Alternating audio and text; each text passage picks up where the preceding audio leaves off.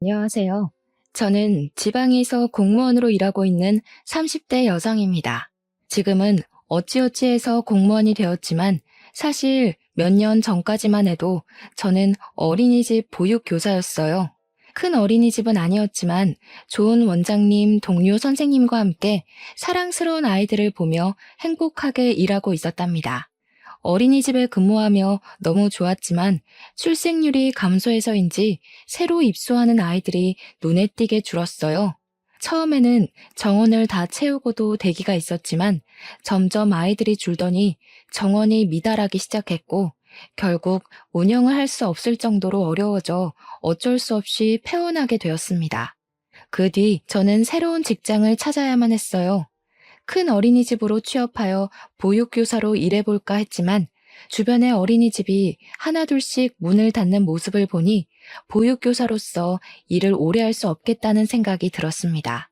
저는 결혼하고 출산하고도 계속 제 일을 하고 싶었거든요. 그래서 무슨 일을 할까 고민을 하던 끝에 사회복지직 공무원이 되기로 했습니다. 이전에 사회복지사 자격증을 취득해서 응시 자격이 되었고 사회복지직 공무원이 일반 공무원보다 경쟁률이 낮았거든요. 무엇보다 공무원은 제가 잘못을 저지르지 않는 이상 어린이집처럼 폐원해서 일을 관두게 되는 경우는 없어서 미래에도 좋을 것 같다는 생각이 들었습니다. 공부하는 과정은 정말 지루하고 힘들었지만 그래도 잠을 줄여가며 최선을 다했고 1년 만에 합격하는 쾌거를 이루었어요. 드디어 공무원이 된 저는 보육교사로 일할 때만큼 재미있지는 않지만 그래도 나름 소소한 행복을 느끼며 나쁘지 않게 일하고 있습니다. 이렇게 저의 직업이 보육교사에서 공무원이 되는 동안 저의 나이는 어느새 30대 중반을 넘겼고 제 주변의 친구들은 제 짝을 찾아 가정을 이루기 시작했어요. 친구들을 부러워하며 저 역시 빨리 결혼해서 아이를 갖고 싶었고 이런 이야기를 제 옆자리에 있는 입사 동기에게 은연중에 많이 했던 것 같습니다. 그러던 어느 날 옆자리 동기가 아직 결혼하지 못한 학교 선배가 있는데 만나보겠냐고 했어요. 꽤 괜찮은 선배인데 대기업에서 일하느라 결혼 시기를 놓쳤다고 하며 좋은 사람 있으면 소개해달라고 했는데 순간 제가 생각이 났대요. 둘이 잘 어울릴 것 같으니 한번 만나보라고 하며 제 연락처를 넘겨주었습니다. 그날 저녁 퇴근길에 모르는 번호로 전화가 와서 받아보니 입사 동기의 학교 선배였어요. 그분의 이름은 김재민이었고 나이는 저보다 2살 많았습니다. 처음으로 하는 통화가 정말 어색할 것 같았지만 생각보다 대화가 잘 통했고 그렇게 계속 연락을 주고받다가 그 주 주말에 처음으로 만나게 되었어요. 재민 씨는 솔직히 제 이상형은 아니었지만 그래도 같이 밥 먹고 대화를 나누다 보니 점점 사람이 좋아 보였습니다. 이 지역에서 누구나 알만한 좋은 직장에 다니지만 허세도 없었고 겸손하기까지 한 재민 씨에게 호감을 느끼게 되었고 재민 씨 역시 제가 싫지는 않았는지 우리는 그날 후로 꾸준히 연락하고 계속 만남을 유지하다가 연인으로 발전하게 되었어요. 그러면서 가족에 관한 이야기도 자연스럽게 나오게 되었는데 재민 씨는 3살 어린 여동생, 5살 어린 남동생이 있었고 아버지는 어릴 때 사고로 돌아가셨다고 합니다. 한동안은 생활이 힘들었지만 지금은 어머니가 어린이집 원장 선생님, 그리고 여동생은 어머니가 운영하시는 어린이집의 보육교사로 근무하고 있고 도련님 역시 중견기업에서 일하고 있어서 이제는 제법 여유로워졌다고 해요. 재민 씨는 아버지가 계시지 않는 것이 흠이 될까봐 걱정된다길래 우리 부모님은 절대 나쁘게 생각하지 않으실 테니 그런 걱정하지 말고 일단 부모님께 정식으로 인사를 드리기로 했습니다. 우리 부모님은 원래 저의 선택을 믿어주시고 존중해주시는 분이라 제가 좋다고 하니 딸의 눈을 믿겠다며 재민 씨와의 결혼을 반기셨어요. 무엇보다 홍기가 지난 딸을 드디어 결혼시킨다는 생각에 아주 홀가분해 보이셨습니다. 그리고 저 역시 시댁에 인사를 드리러 가게 되었는데 시댁에 들어가니 어머니부터 남동생까지 저를 아주 환하게 반겨주셨어요. 특히 어머니는 이렇게 예쁜 처자가 아직도 결혼하지 않았냐고 하며 꼭 저를 안아주셨고 특히 저보다 1살 어린 예비 아가씨는 오빠랑 남동생밖에 없는 자신에게 둘도 없는 언니가 생긴 것 같다며 너무 좋아했습니다. 무엇보다 제가 공무원 하기 전 보육교사로 근무한 경험이 있다고 하니 어머니께서는 아주 반가워하시고 좋아하셨어요. 그 뒤로 우리의 결혼 준비에는 가속도가 붙었고 그 후 6개월 만에 결혼식을 올리고 정식으로 부부가 되었답니다. 남편은 결혼 후에도 저에게 여전히 잘해주었습니다. 주변 친구들의 말을 들어보면 신혼 때 피 터지게 싸운다고 하던데 저와 남편은 신혼 때부터 지금까지 한 번도 큰 소리를 내며 싸워본 적이 없었어요. 집안일도 제가 말을 하기도 전에 알아서 다 해주고 요리도 꽤 잘해서 주말에는 남편이 직접 음식도 만들어 주었습니다. 게다가 시어머니도 시댁에서 저에게 설거지조차 시키신 적이 없고 주방에는 얼씬도 못하게 하셨어요. 혹시라도 주방 일을 부탁해야 할 일이 생기면 제가 아닌 남편이나 아가씨 또는 도련님을 시키셨고 김장도 저에게 알리지 않고 시어머니 친구분들을 불러서 함께 하셨습니다. 저희 시댁은 차례나 제사도 없어서 명절 때는 거의 외식을 하거나 배달 음식을 시켜 먹었어요. 남편보다 3살 어린 아가씨 역시 저를 친언니처럼 따랐고 우리는 종종 둘이서만 만나 맛집 탐방도 하고 같이 술도 마시곤 했습니다. 제가 친구들에게 이런 이야기를 하면 세상에 그런 남편과 시댁이 어딨냐며 아주 많이 부러워했고 저 역시 항상 저를 배려해 주시는 시어머니와 저를 최우선으로 생각하는 남편에게 너무 고마웠어요. 그러던 어느 날 항상 과묵하고 말이 없던 도련님이 결혼하고 싶은 사람이 생겼다며 부모님께 보여드리기 전에 저와 남편에게 먼저 보여주고 싶다고 했습니다. 저는 사실 항상 말이 없는 도련님을 보며 여자를 만날 수 있겠나 싶었는데 결혼하고 싶다고 하니 괜히 제가 다 자랑스럽고 기쁘더라고요. 그런데 도련님과 결혼할 사람, 즉 나의 예비 동서가 부모님은 어릴 적 돌아가시고 오빠가 하나 있긴 했는데 그 오빠 역시 얼마 전 병으로 세상을 떠났다고 합니다.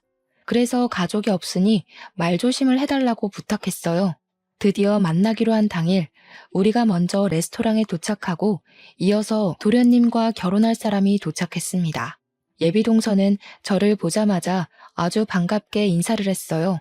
솔직히 부모님이나 형제 자매가 없어서 어두울 줄 알았지만 제 걱정과는 다르게 정말 밝고 구김살 하나 없이 명랑했습니다.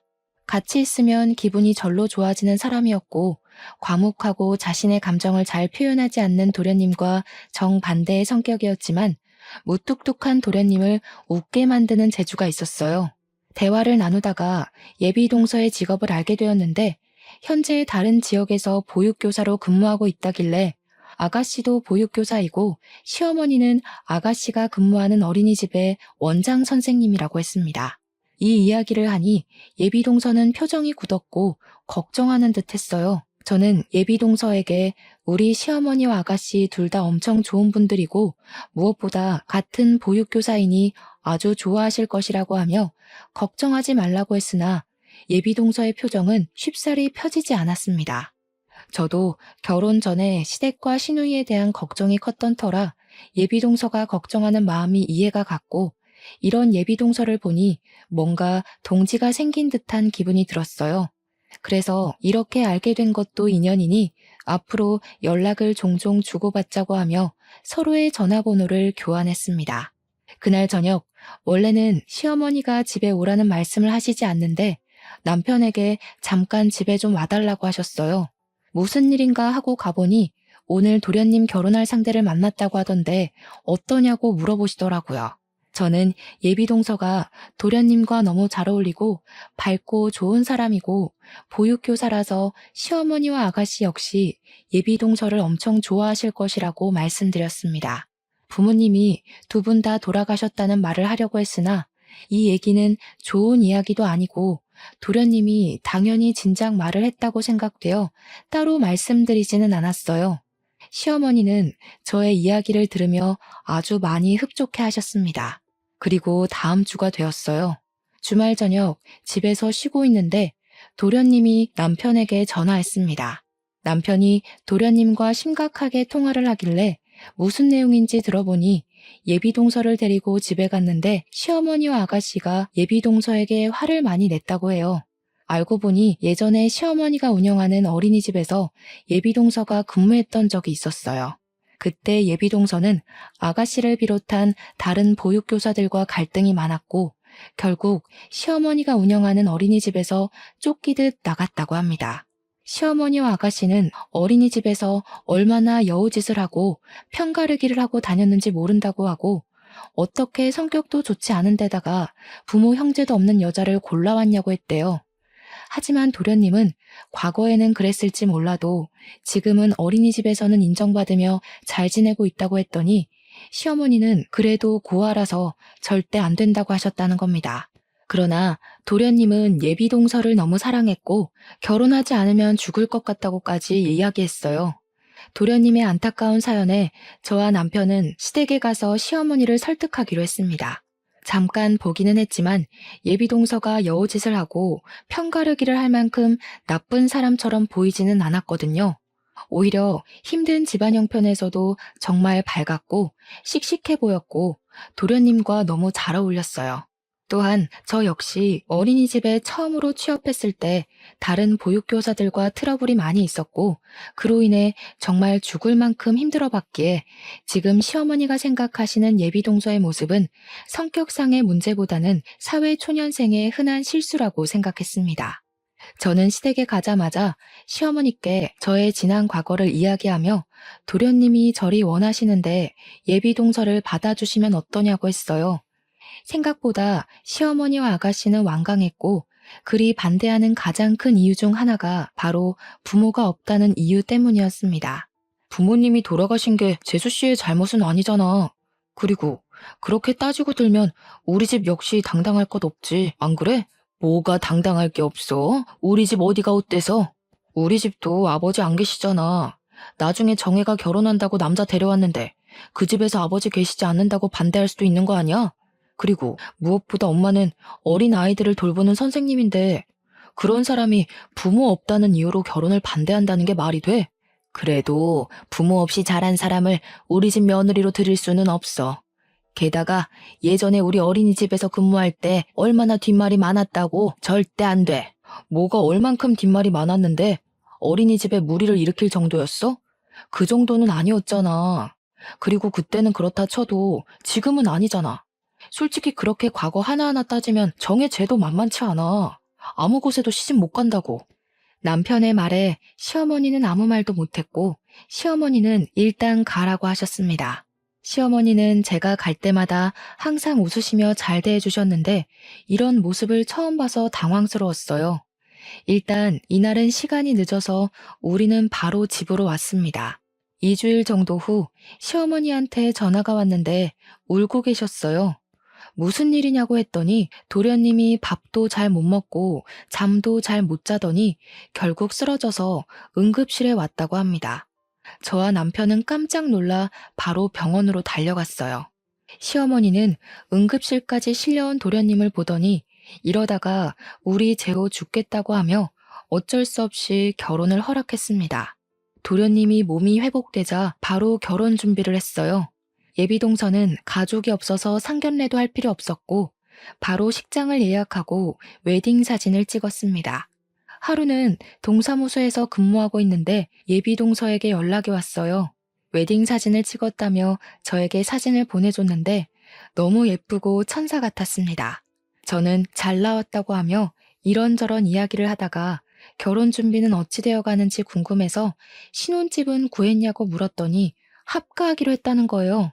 제가 시어머니 모시고 사는 게 쉬운 일이 아니고 어린이집 출근도 해야 하는데 힘들지 않겠냐고 했습니다.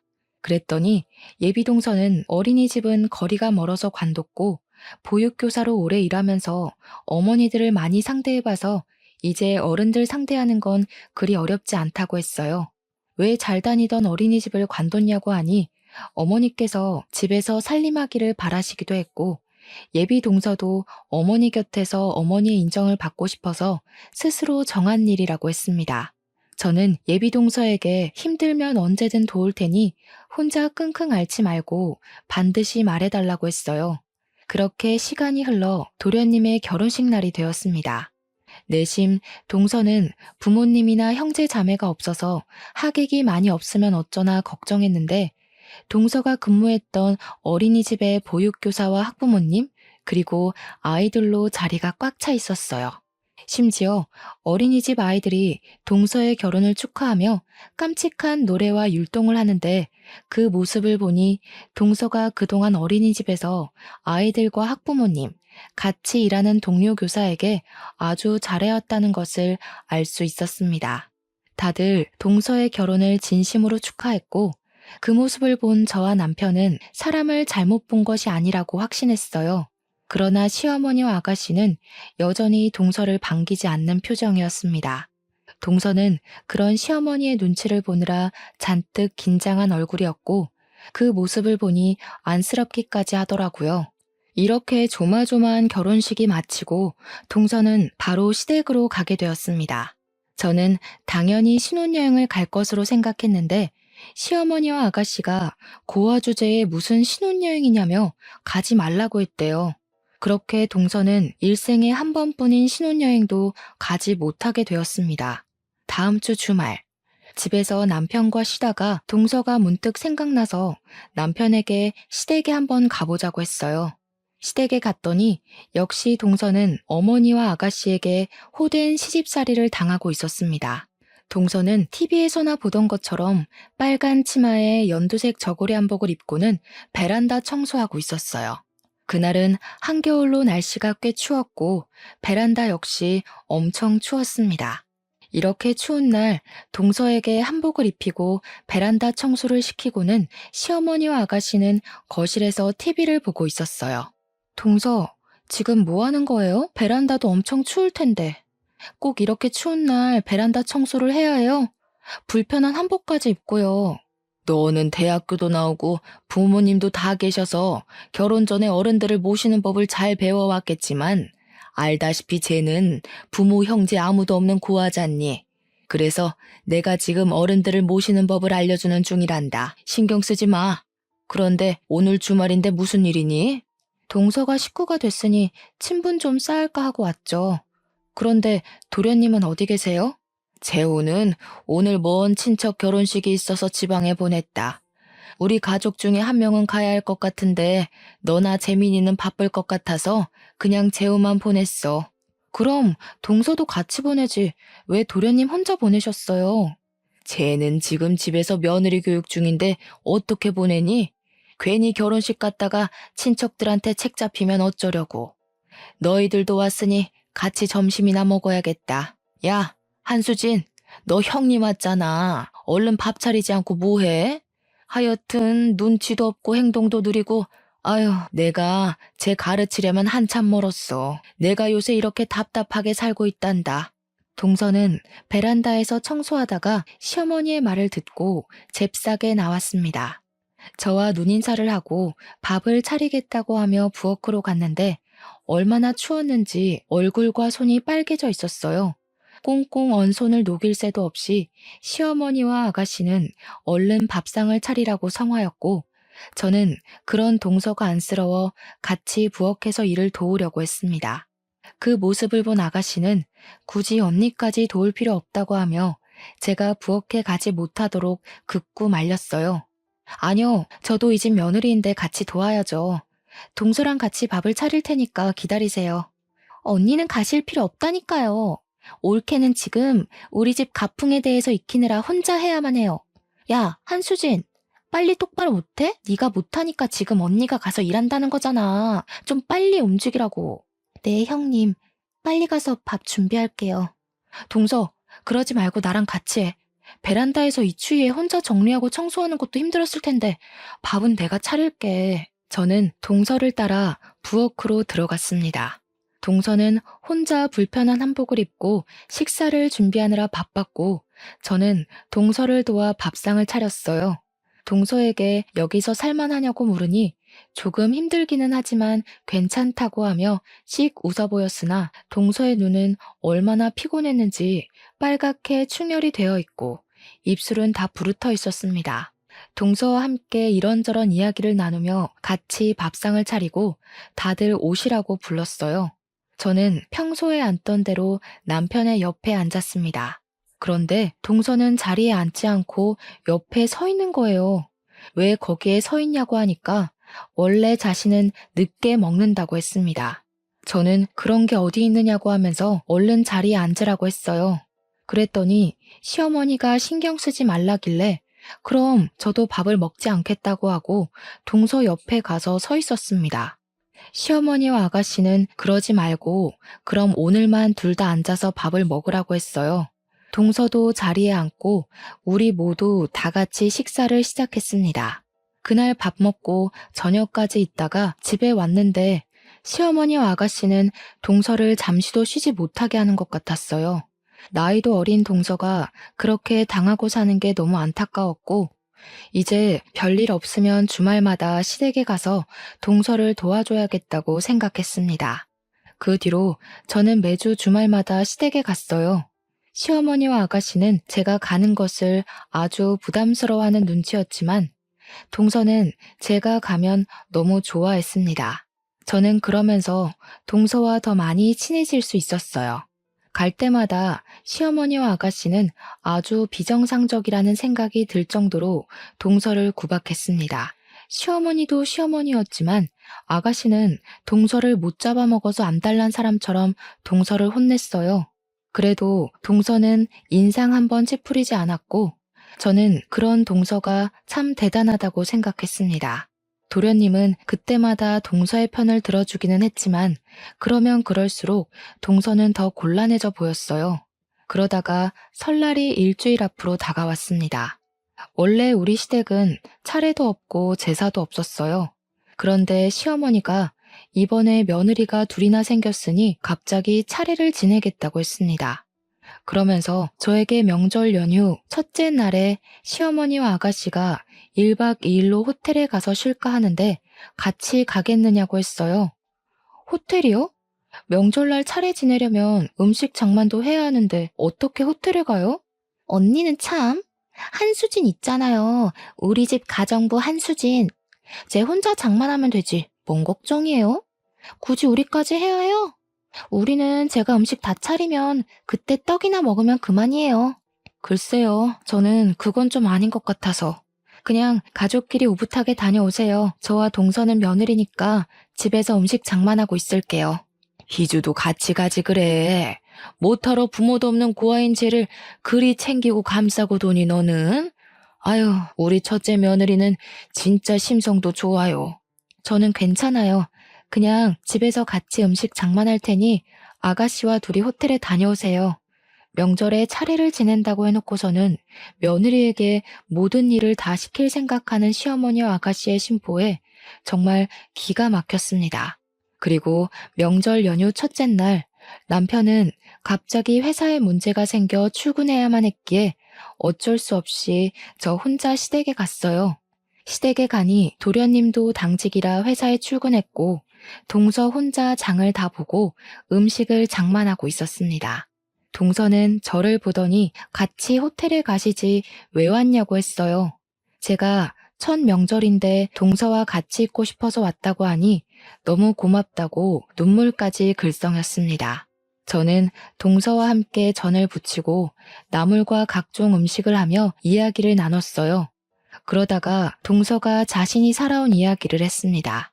동서에게는 어릴 적 아버지가 술병을 들고 매일 소리 지른 기억밖에 없대요. 어머니는 그런 아버지에게 매일같이 맞고 눈이 멍든 채로 식당에 나가서 홀서빙에 설거지 등의 온갖 굳은 일을 다 하셨습니다.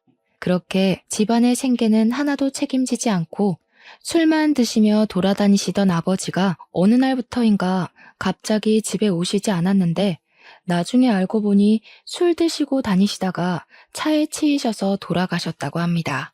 아버지가 돌아가시고 나서 한 달 뒤 어머니께서는 이제야 좀 안 맞고 사나 했는데 갑자기 음식을 거의 드시지 못하시고 구토만 하시길래 병원에 가보니 위암 말기였대요. 당시 어머니는 수술할 형편도 되지 않았고 수술해도 완치 가능성이 희박하다고 하여 그냥 진통제만 먹으며 하루하루를 버티셨습니다. 그리고 얼마 뒤에 어머니도 돌아가셨어요. 그때 동서는 고작 초등학교 6학년이었습니다. 동서의 부모님이 다 돌아가시고 동서에게 남은 가족은 이제 오빠밖에 없었어요. 당시 고등학교 3학년이었던 오빠는 다니던 고등학교를 자퇴하고 공사판을 돌아다니며 돈을 모았습니다. 돈을 준다는 곳이 불법적인 곳만 아니면 어디든 다녔고, 그렇게 동서의 오빠는 동서의 학비와 생활비를 벌었어요. 그런데 동서가 고등학생 2학년 때 소위 일진이라고 불리는 아이들과 친구가 되었고, 그 친구들과 어울리며 동서는 클럽과 술집을 다니기 시작했습니다. 그때 클럽에서 만난 사람이 바로 아가씨였다고 해요. 당시 아가씨는 21살로 흔히들 말하는 클럽 죽순이었고, 동서는 아가씨를 만날 때마다 시비를 걸어서 클럽을 갈 때마다 싸웠다고 합니다. 하루는 싸움이 너무 커져서 둘이 경찰서까지 가게 되었는데, 그때 아가씨가 동서가 고등학생인 것을 알고 이를 더 키우진 않았지만, 그날 이후로 아가씨가 동서에게 돈을 요구하고 폭행도 하는 등 지독하게 괴롭혔다고 해요. 이렇게 동서가 당하고 있음을 알게 된 동서의 친오빠는 아가씨를 찾아가 제발 고등학교만 졸업할 수 있게 더는 건드리지 말아달라고 하며 아가씨 앞에 무릎을 꿇었습니다. 아가씨는 동서의 친오빠에게 이제 괴롭히지 않을 테니 돈을 가져오라고 했고, 친오빠는 무리해서 일하며 돈을 마련해서 아가씨에게 건네주었어요. 그렇게 돈을 받은 아가씨는 그 뒤로 동서를 더는 찾지 않았다고 합니다. 동서는 자신을 위해 무릎까지 꿇는 오빠를 보고 정신 차리고 더는 클럽에 가지 않았고, 무사히 고등학교를 졸업 후 1년 재수해서 대학교까지 가게 되었어요.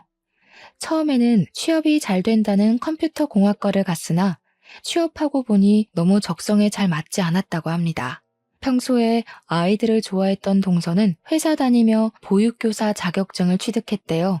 그리고 동서가 보육교사 자격증을 받은 날, 오빠는 백혈병 진단을 받았고 돈 때문에 병원에서 제대로 치료받지 못해 결국 한 달 정도 후에 세상을 떠났다고 합니다. 이렇게 동서는 모든 가족이 다 떠나고 세상에 혼자 남게 되었어요. 그 뒤로 보육교사로 첫 취업을 하게 되었는데, 하필이면 처음으로 간 곳에 예전에 클럽에서 만난 아가씨가 보육교사로 있었고, 어린이집의 원장은 아가씨의 어머니, 즉 시어머니였습니다. 동서가 먼저 아가씨를 알아보고 왜 여기 있냐고 물었고, 아가씨는 엄마가 어린이집 원장 선생님이라 뒤늦게 전문대학교 유아교육과 가서 이곳에서 일하고 있다고 했어요. 그러면서 아가씨는 자신의 엄마인 원장 선생님한테 아주 좋은 사람이니 꼭 채용하라고 했고, 다음 날부터 정식으로 출근했습니다. 동서는 처음에는 아가씨가 있어서 조금 꺼려지기는 했는데 이전과는 달라진 것으로 보였고, 여기 아니면 당장 일할 곳도 없어서 근무하기로 했다고 해요. 아이들은 정말 너무 예쁘고 일도 좋았는데 아가씨와 시어머니는 같이 근무하는 보육교사에게 동서의 험담을 하기 시작했고, 차츰 다른 보육교사들도 동서를 무시하고 하대했습니다. 어린이집의 모든 굳은 일은 다 동서가 도맡아서 했고, 회식 같은 것을 할 때도 동서만 빼놓고 자기들끼리만 갔다고 해요. 다른 보육교사들이 원망스러웠지만 원장 선생님인 시어머니와 그 딸인 아가씨가 동서를 주도적으로 따돌리니 다들 어쩔 수 없었을 것이라고 했습니다. 너무 힘들었던 동서는 결국 1년 만에 그곳은 관두고 다른 곳으로 가려고 했지만 시어머니와 아가씨가 이 지역의 다른 어린이집에도 취업하지 못하게 동서가 고등학교 때부터 일진들과 놀고 술 먹고 다녔다는 소문을 퍼뜨렸어요. 틀린 말은 아니지만 고등학교 졸업 후에는 클럽 근처에는 얼씬도 하지 않았고, 무엇보다 아가씨 본인도 클럽에 다녔지만 그 말은 쏙 빼놓았더라고요. 어찌됐든 이 소문 때문인지 동서는 이 동네에서는 어린이집 취업이 되지 않았고, 그래서 집에서 조금 먼 다른 지역의 어린이집에 겨우 취업을 했습니다. 첫 번째 어린이집에서 호되게 당해서인지 두 번째 어린이집에서는 아주 무난하고 편하게 일할 수 있었다고 해요. 그곳에서 오랜 시간 동안 부모님들과 원장 선생님, 같이 일하는 보육교사에게 인정받으며 일했다고 합니다. 비록 시어머니가 관두라고 해서 관뒀지만 거기서 일했을 때가 가장 행복했다고 해요. 동서가 살아온 이야기를 들으니 동서를 지독하게 괴롭히는 시어머니와 아가씨가 아주 진절머리가 났고 절대 가만두면 안 되겠다고 생각했습니다. 그리고 다음날 아가씨와 시어머니는 새벽 5시 정도에 집에 들어왔고 아가씨는 집에 오자마자 자고 있던 동서의 뺨을 때렸어요. 오늘 무슨 날인지 몰라? 명절이잖아. 며느리가 첫 명절에 이렇게 늦잠 자는 게 말이 돼? 적어도 새벽 4시에는 일어나서 음식을 차리고 해야 할 것 아니야. 자기는 호텔에서 쉬다 왔으면서 동서에게는 새벽부터 일어나 음식을 차리라는 아가씨의 모습에 화가 나서 제가 뭐라고 하려던 찰나 남편이 제 앞을 가로막았습니다. 야, 김정혜. 너는 호텔에 가서 여태 쉬고 놀고 왔으면서 왜 재수씨한테 난린데? 어제 재수씨 얼마나 고생했는지 알아? 작작 좀 해라. 내가 진짜 저번부터 계속 봤는데 어떻게 사람을 이렇게 무시할 수가 있어? 네가 그러고도 인간이야? 너는 지금 사내 자식이 여자들끼리의 문제에 끼어드니? 너는 가만히 있어. 알지도 못하면서. 엄마도 그러는 거 아니야. 제가 저렇게 정신없이 설치고 다니면 엄마라도 말렸어야지. 엄마는 어른이 돼서 제가 저러는 걸 어떻게 가만히 두고 봐? 진짜 둘 다 너무하네. 그리고 재호 너도 정신 똑바로 차려. 너랑 평생 살 사람은 엄마가 아니라 네 옆에 있는 재수씨야. 알겠어? 재수씨, 너랑 결혼한 후로 하루하루 말라가는 거 안 보이냐? 지쳐가는 거 안 보이냐고 정신 좀 차리고 살아. 남편은 제가 하고 싶었던 이야기를 속 시원하게 다 해주었고 동서는 남편의 말에 눈물을 흘리기 시작했어요. 어머니가 그동안 저한테는 잘해주셨지만 동서는 고아 출신이라는 이유로 항상 무시하셨죠. 그리고 부당한 시집살이까지 시키시고요. 그거는 얘가 젊은 시절에 클럽에 다녔다고 해서 혹시 결혼하고 나서도 그럴까봐 일부러 엄하게 한 거야. 얘가 고등학교 때부터 술, 담배하고 클럽에서 살며 이 남자 저 남자를 만나고 다녔단다. 그런 싸구려 창녀 같은 여자를 재호 때문에 며느리로 받기는 했는데 그래도 내 며느리가 된 이상 사람을 만들어야 하지 않겠니? 그래서 너와는 다르게 얘한테는 엄격하게 대했던 거야. 그 이야기 누구한테 들으셨어요? 당연히 아가씨겠죠? 왜냐? 아가씨 역시 클럽 죽순이었으니까요. 그럼 어머니 딸부터 단속시키세요. 괜히 남의 집 귀한 딸 단속시킨다는 이유로 고생시키지 말고요. 그리고 이번 명절 저와 동서는 이런 부당한 대우 받으며 이 집에서 못 지내겠어요. 음식은 다 준비했으니 어머니와 아가씨 그리고 두 아드님이 같이 하면 되겠네요. 동서, 우리는 나가자. 뭐? 그럼 오늘 삼시세끼에 차례상은 누가 차리라고?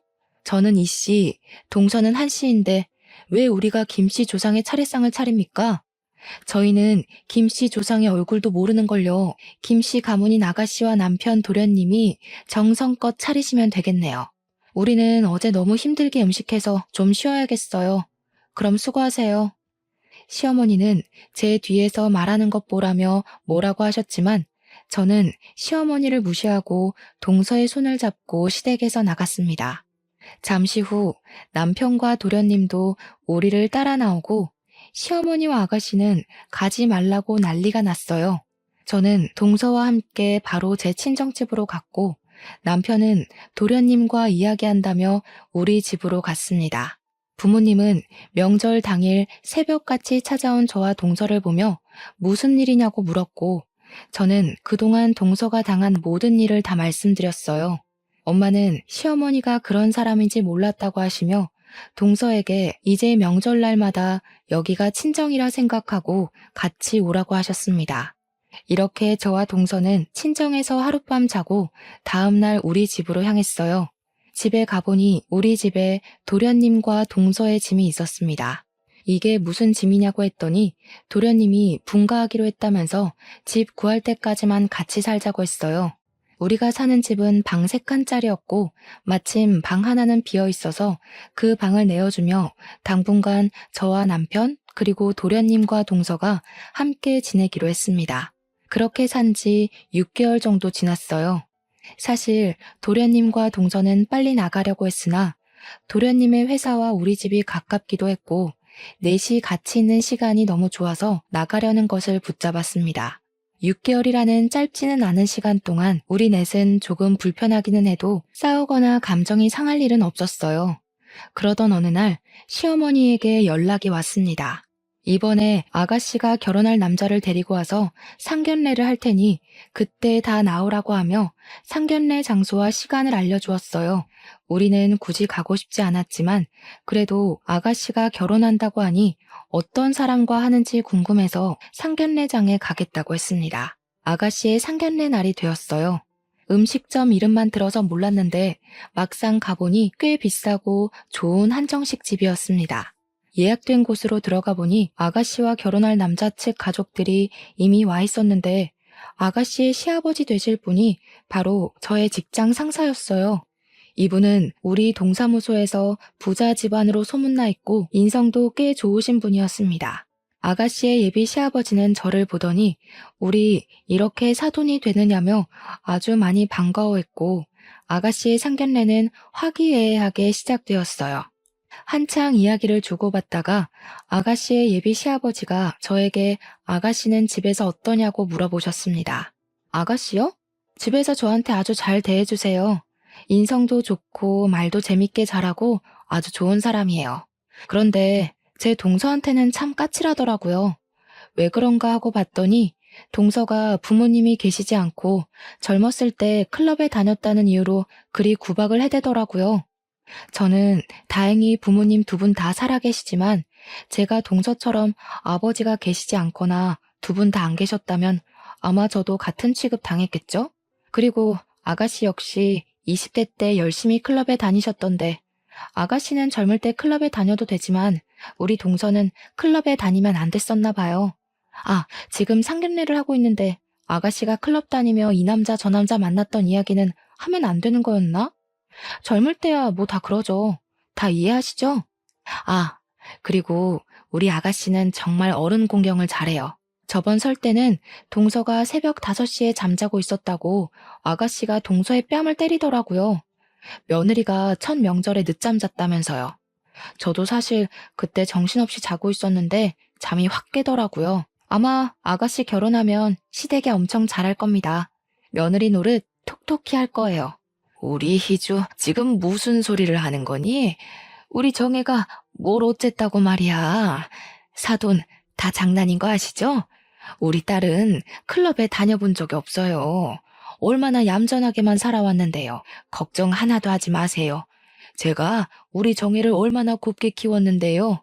시어머니는 저의 폭탄 발언에 뒤늦게 뒷수습을 하려고 했지만 이미 아가씨의 예비 시부모님들은 표정이 굳어 있었고 상견례장 분위기는 얼음판처럼 싸해졌습니다. 바로 상견례는 마무리되었고 아가씨의 예비 남편 가족들이 나가자마자 시어머니와 아가씨는 제 머리채를 붙잡았어요. 너 미쳤냐? 그래도 공무원이라고 오냐오냐 해줬더니만 이게 아주 하늘 끝까지 기어오르려고 하네. 이게 지금 얼마짜리 판인데 네가 끼어들어? 이러다가 우리 정혜 결혼 못하면 어찌할 거야? 저 집이 어떤 집인 줄이나 알아? 언니는 그냥 조용히 입이나 닥치고 있을 것이지. 왜 눈치 없이 주둥이를 나불거려서 내 앞길을 막아요? 진짜 제정신 아니네. 한수진 전현이랑 어울리더니 이제 정신줄 나버렸어요? 시어머니와 아가씨는 나가자마자 저를 죽일 듯한 눈빛으로 저에게 욕설을 퍼부었습니다. 그때 나갔던 아가씨의 예비 남편과 예비 시부모님이 다시 들어왔어요. 아가씨의 예비 시어머니가 핸드폰을 테이블에 두고 가서 찾으러 온 것이었습니다. 이로 인해 아가씨의 예비 남편은 아가씨가 욕설하고 제 머리채를 붙잡은 모습을 다 보게 되었어요.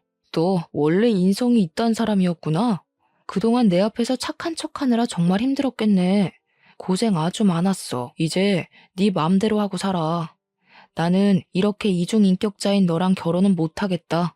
무슨 소리야. 우리 서로 너무 사랑했잖아. 그런 소리 하지 마. 너가 너희 올케 부모님 계시지 않다고 그렇게 무시했다면서? 나 역시 아버지가 계시지 않는 너와 결혼 못하겠어. 결혼식을 하는데 장인 장모가 함께 있어야지. 혼주석에 장모 혼자 앉아 있으면 그림이 웃기지 않겠어? 나는 그런 반쪽짜리 집안이랑 결혼 못하겠다. 아버지, 어머니도 저와 생각이 같으시죠? 아가씨의 예비 시부모님은 아가씨의 얼굴을 보며 혀를 끌끌 차시며 나가셨고, 그렇게 아가씨는 파혼하게 되었습니다. 그 뒤로 아가씨는 저 때문에 파혼하게 됐다며 저를 때리고 제 머리채를 잡아 흔들었고, 결국 직원의 제지로 식당에서 쫓겨났어요. 저와 남편 그리고 동선의 부부 역시 식당에서 나와 우리 집으로 가서 넷이 세상에서 가장 통쾌하고 시원한 맥주를 마셨습니다. 그리고 그날 이후 저와 동선은 물론이고 남편과 도련님도 시어머니 아가씨와 연락을 끊고 살았어요. 그 뒤로 동선의 부부는 이제 더는 얹혀 살 수 없다며 우리 집 근처로 이사했고 우리는 여전히 서로의 집을 오가며 허물없이 지내고 있습니다. 그리고 시어머니와 아가씨는 상견례 날 식당에서 제 머리채를 잡은 동영상이 지역 맘카페에 퍼지면서 모든 신상이 털렸고 현재 시어머니가 운영하는 어린이집 엄마들 사이에도 소문이 나서 이런 선생 밑에서 아이들이 무엇을 배우겠냐며 다들 퇴소했어요. 아이들이 없으니 더는 운영이 되지 않았고 시어머니의 어린이집은 폐원하게 되었다고 합니다. 당장 밥줄이 끊겨서 힘들어진 시어머니와 아가씨는 결국 집을 팔고 아직 집을 구하지 못해 모텔에서 지내고 있다고 해요. 그리고 동서는 다시 보육교사로 취업해서 동서가 사랑하는 아이들을 보며 아주 행복하게 일하고 있어요. 물론 다른 보육교사들과 언니 동생하며 아주 잘 지내고 있답니다. 지금까지 힘들게 살았지만 주변 사람들에게 싹싹하고 밝게 지내는 동서를 통해 저는 많은 것들을 보고 배워요. 저보다 나이는 어리지만 배울 것이 많아 인생 선배 같은 동서를 만나서 너무 요새는 행복하답니다. 이제는 동서가 지난 아픈 과거는 다 잊어버리고 자신의 꿈 펼치며 행복하게 살았으면 좋겠네요. 저의 이야기는 여기까지입니다. 지금까지 들어주셔서 감사합니다. 모두 편안한 하루 되세요.